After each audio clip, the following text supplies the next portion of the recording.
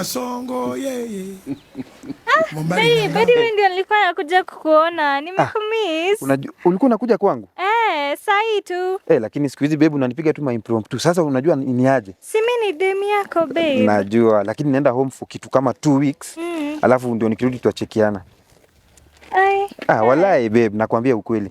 After 2 weeks. Unaenda kuona manzi mwingine. Sasa nani nawatia wewe nani? Si ni wewe tu. Kwani ulikuwa niambie saa ngapi babe unaenda 2 weeks? Usijali nakuja lakini. Usijali. Sasa si wewe ufike unarudi kwa nyumba ama? Wacha niteremke nikienda kwa Anita basi. Uko sure? Si nitakupigia simu basi. Tutaongea after hiyo 2 weeks pia sisi. Goodbye. Sawa tu lakini nikikupigia si utashika? Hapa ndo nilikuambia nakaa.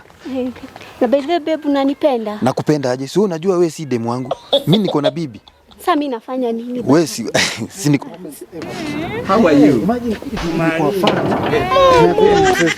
So that's what atakunishika. Babe. Unafanya nini na huyu jamaa? Babe, suli nilikwambia tuonane after 2 weeks. Si pia sisi tulikuwa tuonane after 2 weeks. Nilikwambia hivyo. Lakini sawa tu mzee. Babe, ulisema umeenda matanga. God have mercy upon us. Sawa tu. Haina shida. Connecting. You are deceiving. So wewe uko na wangu saa hii. Mimi niko na wako saa hii. Kila kitu nafsi. Akiwa na wewe ni wako, akiwa na ni wangu, akiwa na mwingine ni wake. Sasa hii huyo ni wangu. Wewe ule mwenye uko na yeye ni wako. Umeona nikigombana kweli?